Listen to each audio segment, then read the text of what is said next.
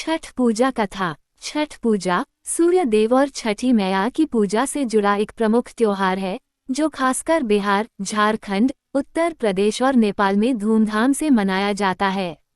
ये पर्व मुख्य रूप से सूर्य देवता की उपासना के लिए किया जाता है, जो जीवन, ऊर्जा और शक्ति के प्रतीक माने जाते हैं।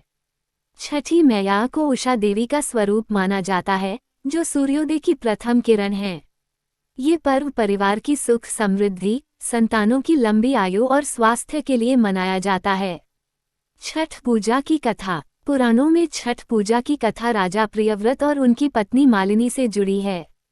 राजा प्रियव्रत और रानी मालिनी संतानहीन थे और संतान की प्राप्ति के लिए उन्होंने महर्षि कश्यप की सलाह पर पुत्रेष्टि यज्ञ करवाया। यज्ञ के फलस्वरूप रानी गर्भवती हुई, लेकिन दुर्भाग्यवश उनका संतान मृत जन्मा।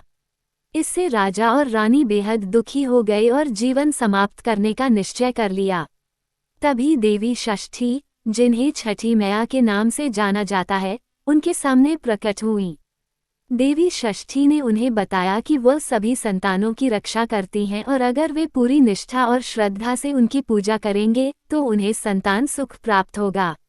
राजा और रानी ने देवी षष्ठी की आज्ञा का पालन करते हुए पूरी श्रद्धा के साथ उनका पूजन किया, जिससे उन्हें एक स्वस्थ पुत्र की प्राप्ति हुई। तभी से छठ पूजा का प्रचलन आरंभ हुआ और लोग छठी मैया की पूजा करने लगे। इस कथा के अलावा महाभारत में भी छठ पूजा का उल्लेख मिलता है। द्रौपदी और पांडवों ने भी अपना राज्य वापस पाने के लिए सूर्य देव और छठी मैया की आराधना की थी। उनकी आराधना से उन्हें राज्य की प्राप्ति हुई और उनका जीवन सुखमय हो गया। छठ पूजा के 4 दिन के अनुष्ठान। छठ पूजा 4 दिनों तक चलने वाला एक विशेष अनुष्ठान है, जिसमें हर दिन कुछ विशेष कर्मकांड होते हैं। 1. नहाई खाया। इस दिन व्रती जो व्रत रखता है, पवित्र स्नान करके शुद्ध शाकाहारी भोजन करते हैं।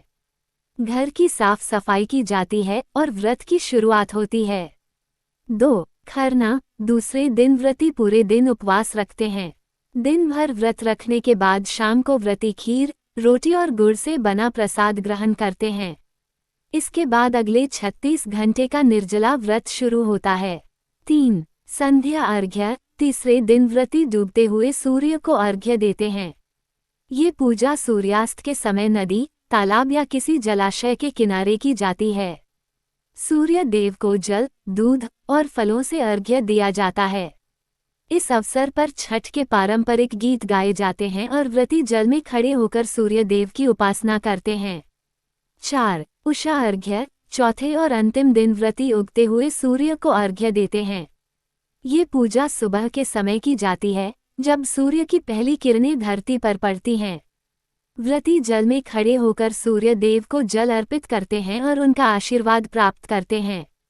छठ पूजा का महत्व। छठ पूजा का प्रमुख उद्देश्य सूर्य देव की आराधना करके उनसे जीवन के लिए आवश्यक ऊर्जा और प्रकाश की प्राप्ति करना है।